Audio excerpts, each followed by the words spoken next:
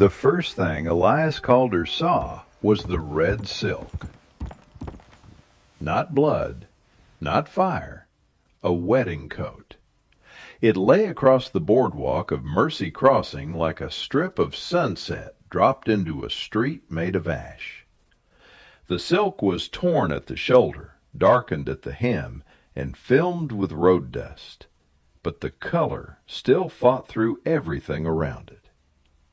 In that town, where every storefront had gone gray from wind and want, nothing that bright belonged in the dirt.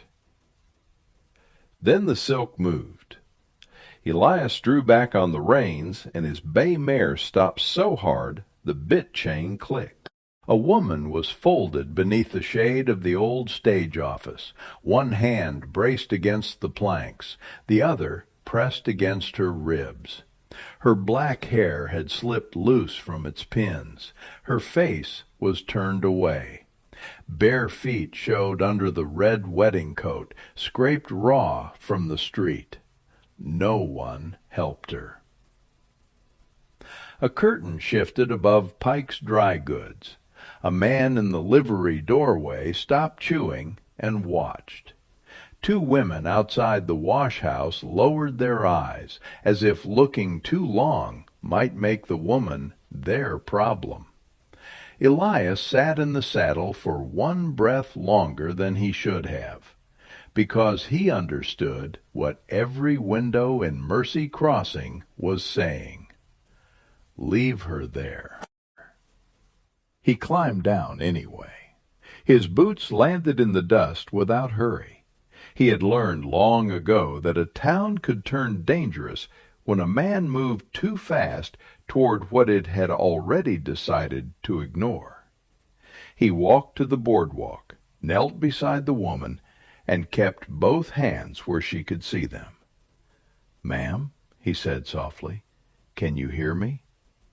She flinched so hard her shoulder struck the wall behind her. "I'm not here to hurt you," he said. "My name is Elias Calder. I run a place north of Briar Creek." Her eyes found his.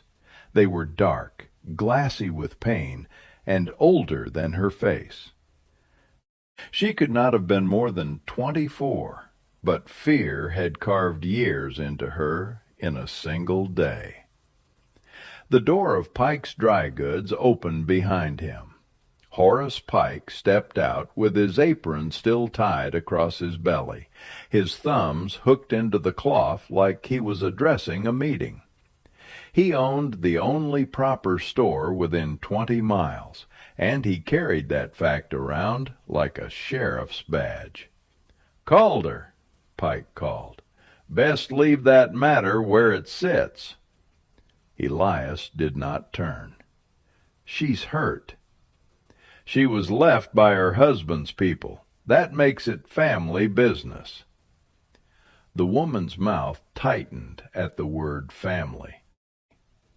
Elias looked down at the raw skin across her feet, at the blood soaking through the silk near her ankle. Family business put her in the street? Pike's voice dropped into the tone men used when they wanted cruelty to sound like common sense.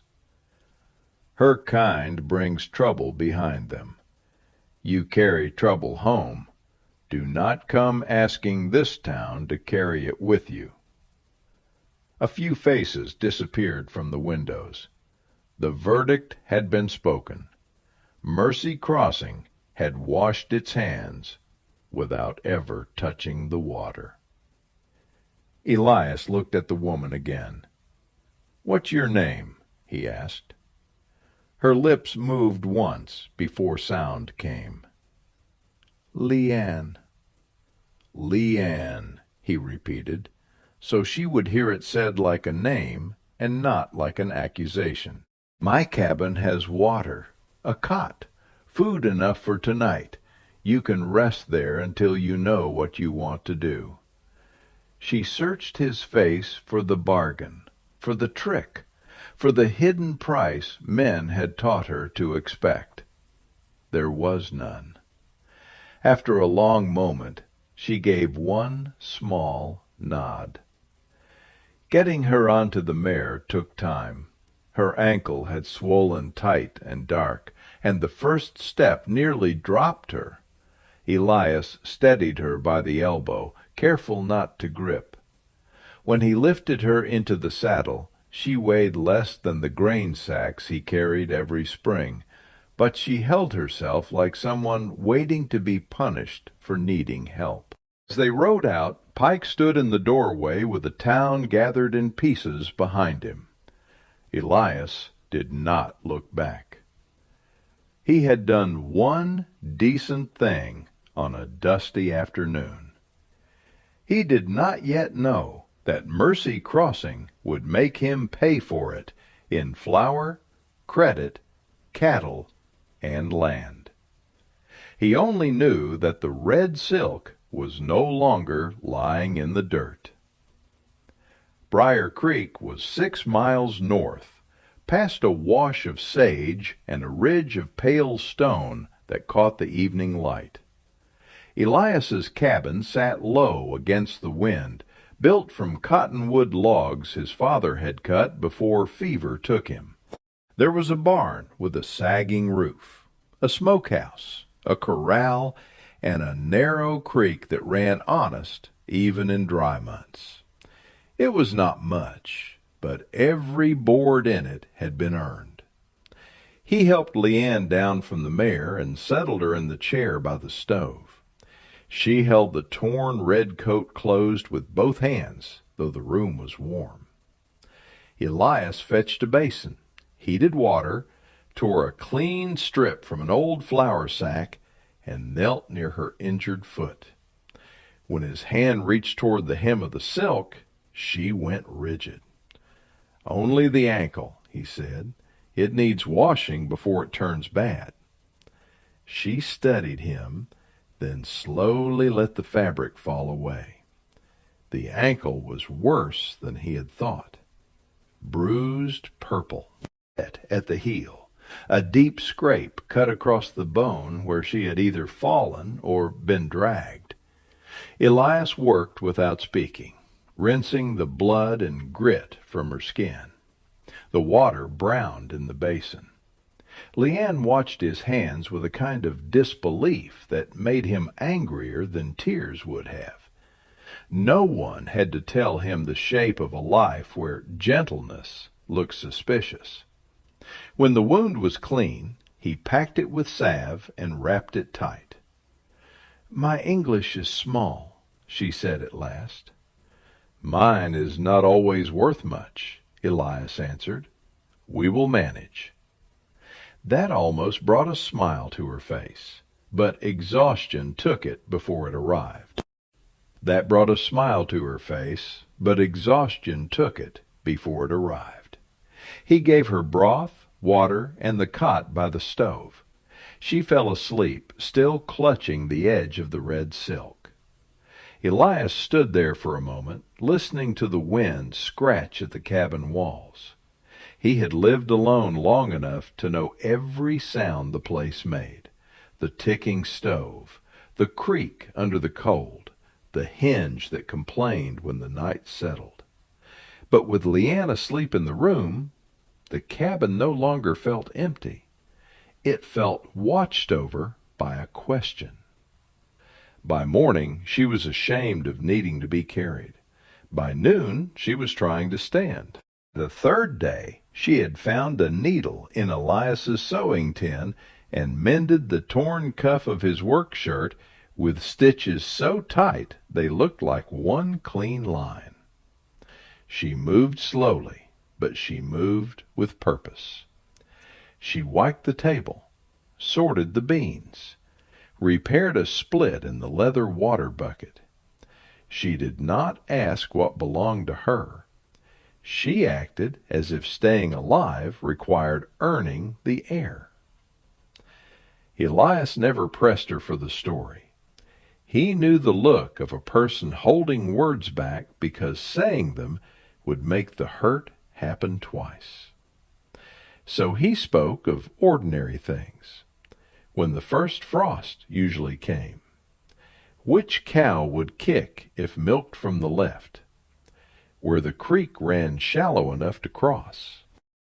He showed her how the north fence leaned after storms, and how the barn roof whistled before rain. She listened. Sometimes she repeated a word under her breath until it became hers. Trust came like thawing ground, not all at once, not where a person could see it happening. But one morning Elias woke to the smell of cornmeal cakes crisping in bacon fat, and Lian standing at the stove with her hair pinned back, the red wedding coat folded carefully on the chair behind her. She had cut away the blood-darkened hem. The torn sleeve was basted with black thread. She caught him looking at it. "My mother sewed it," she said.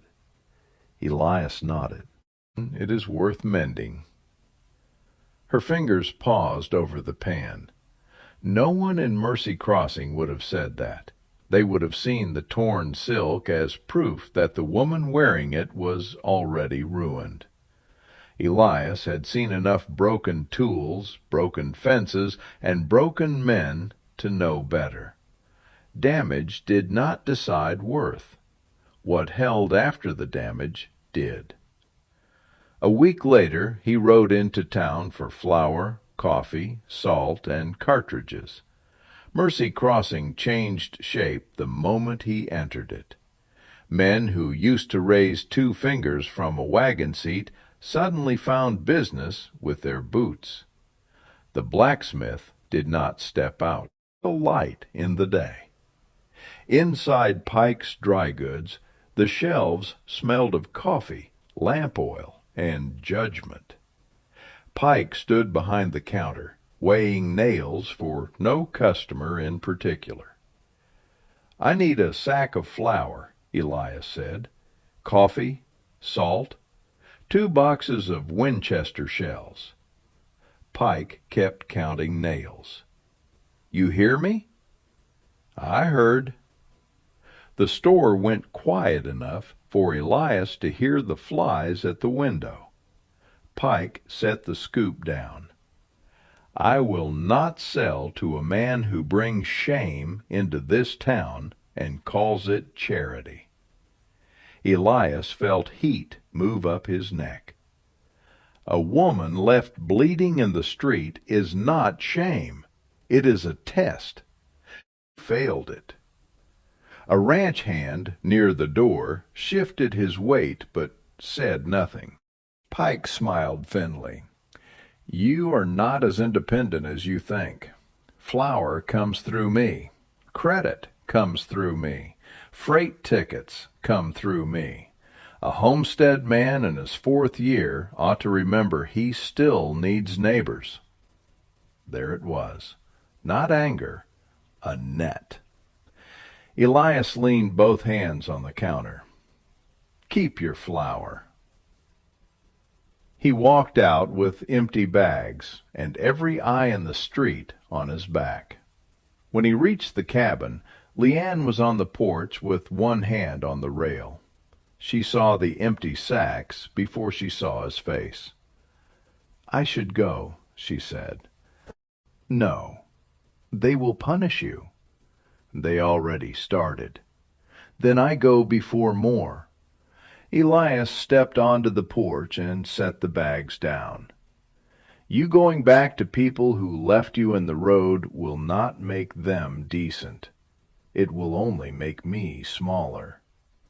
Lian looked away, and shame crossed her face, as if it were something she had been trained to carry.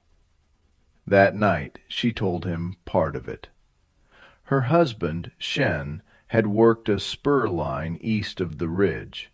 He had been a gentleman when sober, and a stranger when cards were on the table. A rock slide killed him with 8 other men. The railroad paid a death sum. His parents took the money, the blankets, the cooking pot, and the few coins Lian had sewn into her sleeve. They said a sonless widow was bad luck and bad math. One more mouth, no child, no claim. They put her in a wagon before dawn. By noon, she was in Mercy Crossing. By afternoon, she was alone in the dust, wearing the only formal garment she owned, because she thought a wedding coat might make strangers remember she had once belonged to someone. When she finished, Elias could not speak for a while. Then he said, "The shame is not yours." Lian looked at the mended red sleeve in her lap. "In my country, red is joy." "It still can be." She did not believe him yet. Not argue. The next morning, Elias found a paper nailed to his north fence post. It bore the seal of the Territorial Land Office and the stiff language of men who could ruin a life without dirtying their cuffs.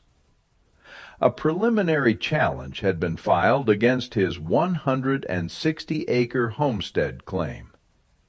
It alleged disorderly conduct, immoral association, and failure to maintain standing within the local community. 5 signatures sat at the bottom. Horace Pike's name was first. Elias read the notice twice in the cold light.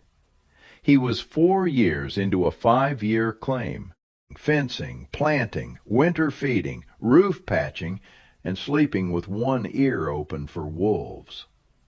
If the challenge held, the land could be reopened.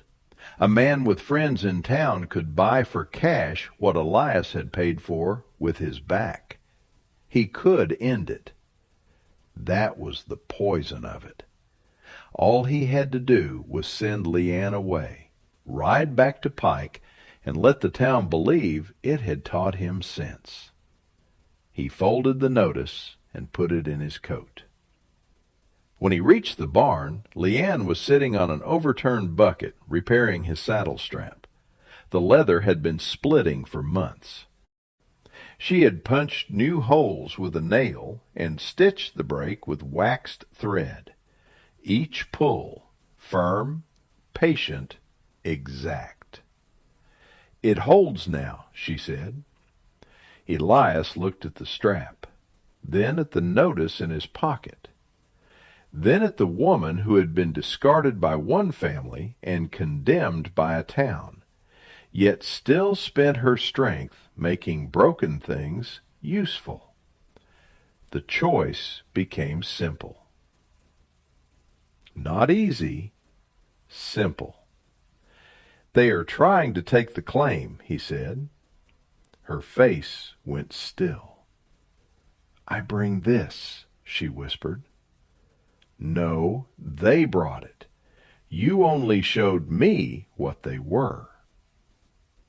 That evening, 3 riders and a wagon came up the creek road. Elias heard them before he saw them. Harness chain, wheels over stone.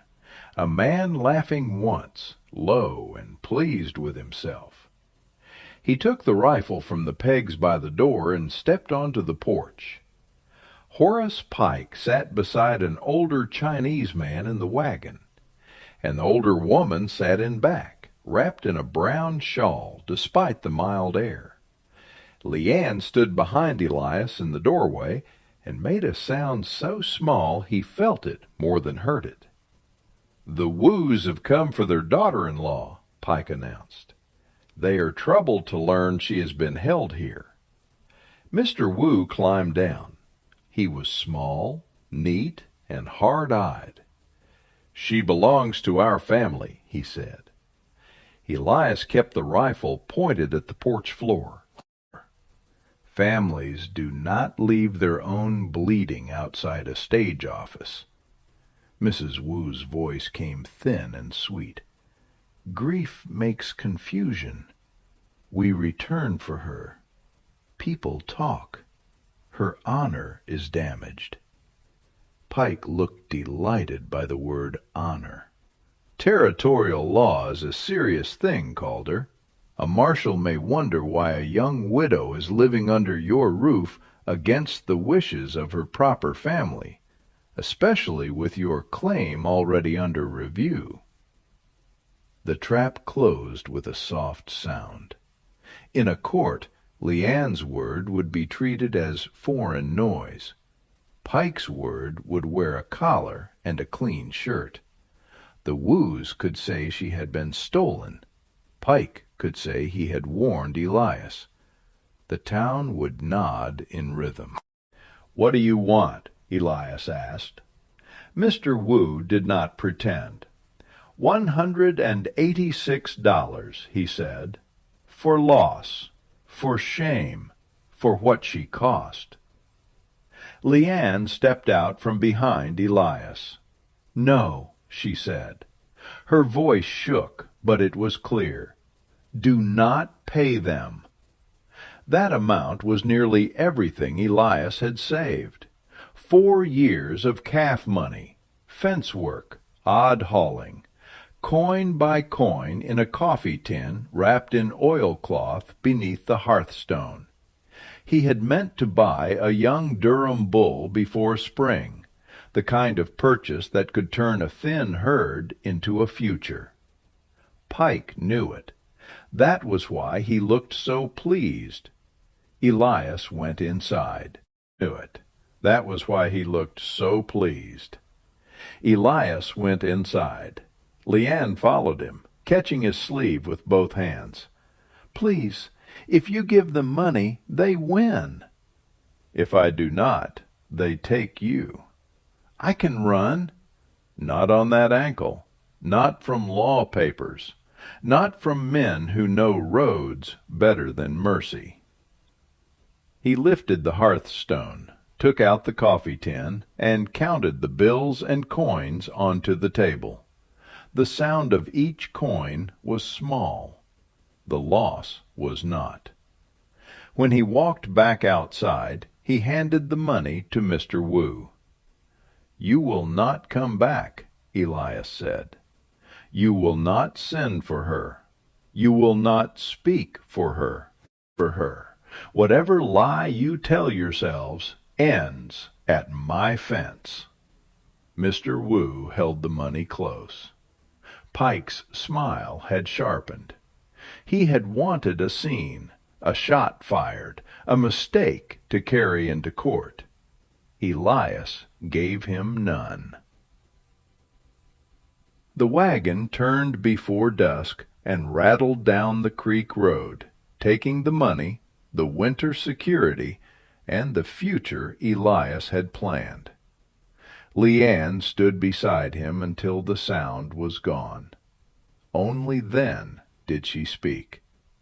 "I was a wife in their house," she said, "a burden in their wagon, a stain in the street.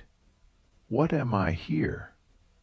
Elias looked at the empty road, then at the red thread still caught on her cuff from mending his saddle.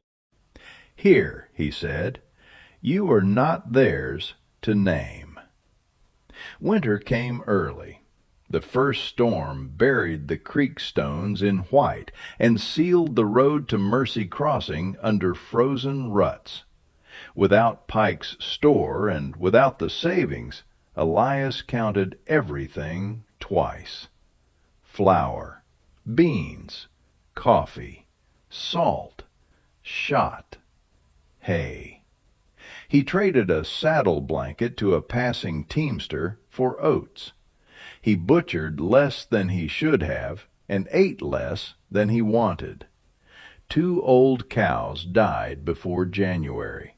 A third went down in a sleet storm and rose only because Lian stayed in the barn with hot mash, rubbing its neck until dawn. The cabin shrank around them. Some nights the wind pressed so hard against the walls that the lamp flame leaned flat. Elias would sit at the table carving wooden pegs or mending harness, while Lian stitched near the stove. She had begun taking apart the red wedding coat, not destroying it, but saving what could be saved. The torn panels became patches. The clean lining became thread rolls. One small square of red silk she would not cut. "That piece," she said, "is the first piece my mother finished." Elias did not ask her to use it. During one blizzard, she pulled a folded paper from inside the coat lining. It was not money. It was a packet of seeds wrapped in rice paper and protected by wax. She unfolded it with a care close to prayer. "My father kept garden near Canton," she said. "Before I married, I knew soil, water, small growing things. I hid these when we left the camp." Elias looked at the frozen window. "Nothing grows here until April." Lian tilted her head toward a cracked pane leaning in the woodpile. "Then we make April." The next day, while the wind still burned the skin, she showed him where to set scrap boards against the cabin's south wall. They built a low frame from broken crate wood, banked it with manure and straw, and laid the old window over it. Elias would have called it foolish if anyone else had suggested it. 2 weeks later, points pushed through black soil under glass. They were tiny, stubborn things, but in the dead of winter they looked like a rebellion. By March, Lian had coaxed greens from the cold frame and kept 3 hens laying with feed mixtures Elias had never seen. She stretched beans with herbs from jars she had carried in a cloth bundle. She taught him words in her language for rain, root, hunger, and home. He taught her the names of every hill in sight, though she insisted the West Ridge looked less like a ridge than a sleeping ox. He laughed for the first time in weeks when she said it. Something changed after that. Not suddenly, not with speeches. It changed in the way she handed in coffee before he asked, in the way he kept the good chair near the stove for her without mentioning it, in the way her voice no longer disappeared when a rider passed on the road. One night, as thaw water dripped from the eaves, she found him standing outside the barn, staring toward the dark line of town. "You think of the claim," she said. "I think of the hearing." The land office had set review for late spring. Pike's challenge had not vanished. It was waiting, official and patient. Elias needed proof of improvement, proof of habitation, proof that the claim was not a disorderly refuge, but a working homestead. He had fences, ditches, stock, and 4 years of sweat. Pike had signatures. Lian looked toward the cold frame, where breath from the glass glowed faint in moonlight. "Then we show work." "You already have." "No," she said. "We show them so much work they choke on it." It was the closest thing to anger he had heard from her, and it steadied him more than comfort would have. Spring broke open hard. Briar Creek rose brown and loud. Grass came in silver green across the flats. Elias repaired every fence post on the north line, burned his initials into new gate braces, and opened another 1/4 acre below the cabin. Lian planted rows with a precision that made the field look woven. Beans, squash, onions, greens, melons, herbs. Seeds from his stores, besides seeds she had carried across an ocean in the lining of a wedding coat. When a freight driver named Cora Bell stopped for water, She stared at the young plants and offered to carry baskets into 2 mining camps for a share. Elias hesitated. Lian did not. By June, money began to return in small, unbelievable amounts. Not Durham-bull money, not enough to erase winter, but enough for salt, flour, lamp oil, and 2 new hinge straps. Enough to order coffee from the freight office instead of Pike. Enough to make the cabin feel less like a last stand and more like a beginning. Mercy Crossing heard about the vegetables before it saw them. Pike called them foreign weeds. Then a miner's wife bought a bundle of Lian's greens from Cora and came back asking for more. A cook at the boarding house said the onions held better than anything on Pike's shelf.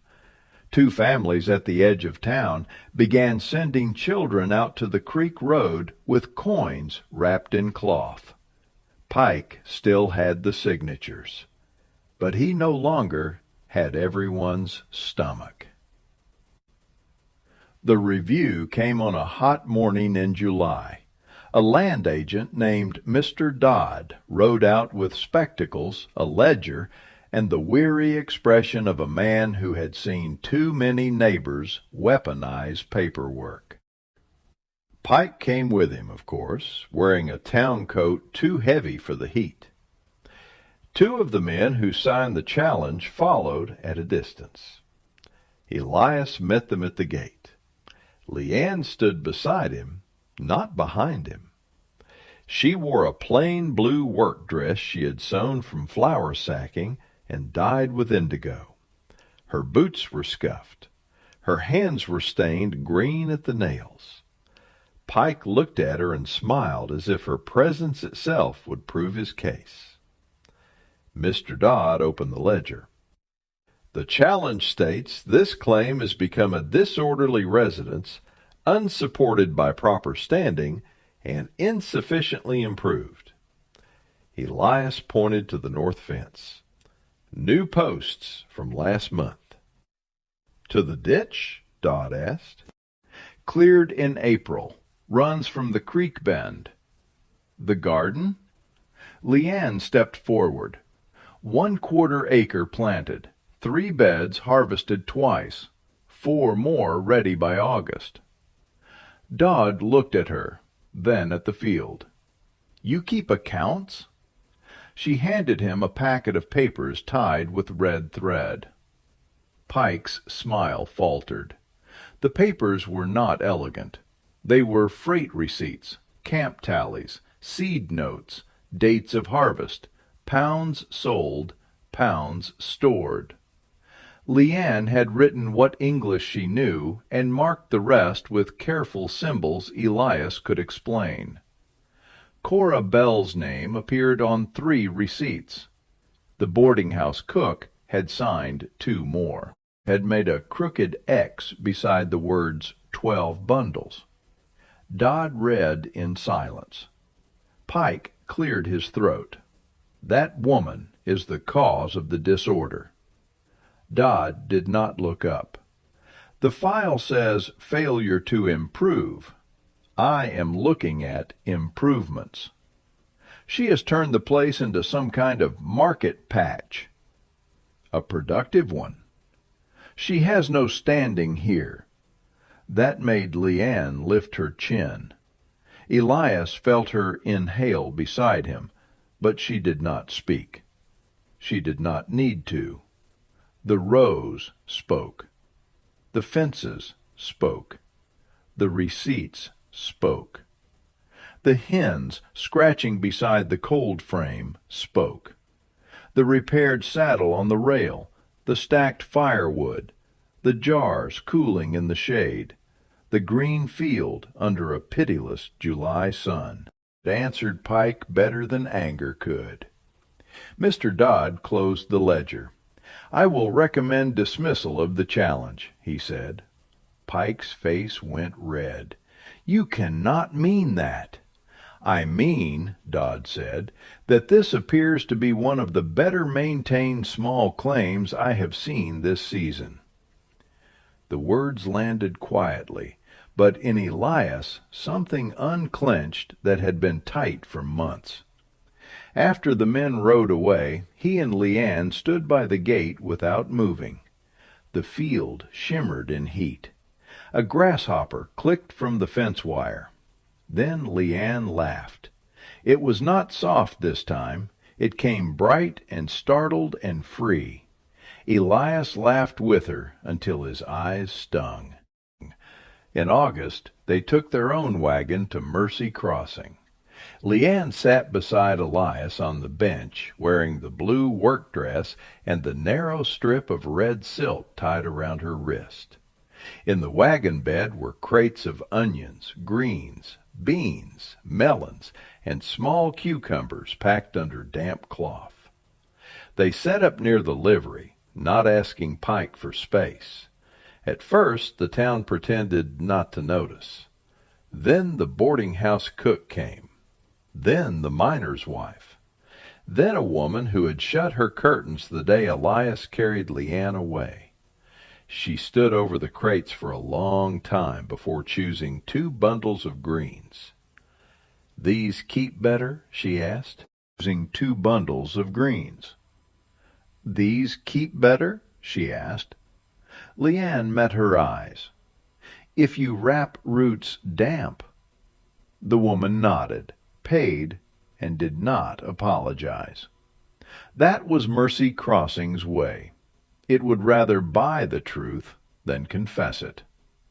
By noon, half the crates were empty. By sunset, everything was gone. Pike watched from his doorway while customers walked past his shelves carrying food grown on the claim he had tried to take. He did not shout. He did not have to. His anger sat on him like an ill-fitting coat. Elias loaded the empty crates and looked at Lian. Dust streaked her cheek. Sweat darkened the collar of her dress. The red silk at her wrist had faded from wedding bright to something deeper, steadier. "You ready?" he asked. She looked once at Pike's store, then at the street where she had been left. "No," she said. "1 minute." She walked to the front of the old stage office. The boardwalk had been repaired where her blood had stained it. No trace remained. Mercy Crossing had tried to smooth itself clean. Lian stood there without bowing her head. Elias stayed by the wagon. This was not a moment for rescue. It was a moment for witness. After a while she returned and climbed onto the bench. "Now," she said. Autumn brought the deed. Arrived folded in a government envelope, stamped and dry and ordinary. Elias held it at the table for a long time before opening it, because paper had nearly taken the land from him once, and he did not trust paper to give it back gently. The claim was granted in full. 160 acres at Briar Creek, with improvements accepted and challenge dismissed. Lian read the lines slowly, her finger moving under each word. When she reached his name, she stopped. "Only Elias Calder," she said. "That is what the law knows." "And what do you know?" He went to the shelf and took down the small square of red silk she had saved from the wedding coat. She had stitched it around the torn edge with black thread and left the center untouched. Elias laid the deed beside it. "I know this paper would not be here without your hands." Lian looked at the deed, then at the silk, then out the window toward the field gone gold under autumn light. The next spring they bought the Durham bull after all. Not the prize one Elias had wanted at first, but a strong young animal with clean legs and a temper he could respect. By the second year, the garden had doubled. By the third, Cora Bell carried Briar Creek crates to 3 camps, and Pike's store stopped pretending vegetables were not part of trade. No one in Mercy Crossing ever called Lian a burden again, where Elias could hear it. But the true change had happened earlier, before the money returned, before the deed, before the town learned to lower its eyes for a different reason. It happened the morning a woman in torn red silk chose to plant seeds in frozen ground. It happened the day a man with everything to lose refused to let frightened people name the limits of his mercy. Years later, the red wedding coat was no longer a coat. Pieces of it lived all through the cabin. A narrow band mended the curtain by the east window. A small patch lined the inside of Elias's best coat pocket. The square her mother had sewn was framed above the table, beside the deed. Visitors noticed the government paper first. Lian always noticed the stitches. The paper said the land was theirs. The stitches had made it home.